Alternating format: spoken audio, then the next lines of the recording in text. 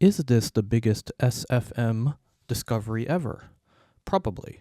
So the claim is that this will remove the memory limit. Well, not exactly. It basically will use the memory a lot more efficiently to the point where there basically is no memory limit. The results are pretty striking, so let's take a look and test it ourselves. So here I opened up a project where I have a scene with many actors, lots of different models, and it barely can run without crashing. I have all the lights turned on, and it runs at about 6 frames per second, and as you can see, the memory is in the red. Now I install the DLL and then run the same scene again, and here you can see that the memory is no longer in the red, but the frame rate has dropped. It's dropped by about half, which is very interesting. So right here, the later test will show that the memory limit basically doesn't exist anymore. So actually, let's go to that right now.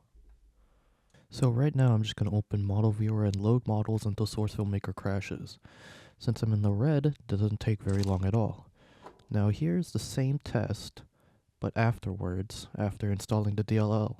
It's the same map, but you can see it's not crashing. I even have it at 5 times speed. It looks like the DLL actually unloads models from memory, which is impressive. The last test will be on render speeds. Now this first example is with low refinement, so no progressive refinement, but all the lights have been enabled.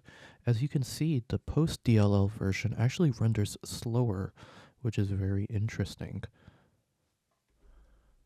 With the motion blur sample set to 128 and the depth of field set to 256, the results have become interesting.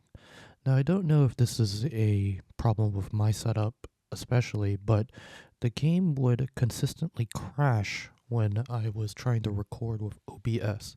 So here is me trying to render it out without the DLL. This worked out just fine. However, with the DLL, shit just crashed. So here you can see me clicking it, and then boom, just crash. I could not get it to work with OBS running. So I came up with a workaround, which is simply I recorded it with my phone.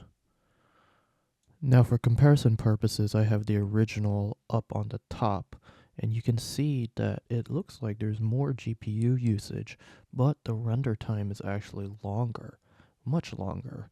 So I don't know if it's just a problem with my setup or what, but it does appear that having the DLL actually makes the renders take longer.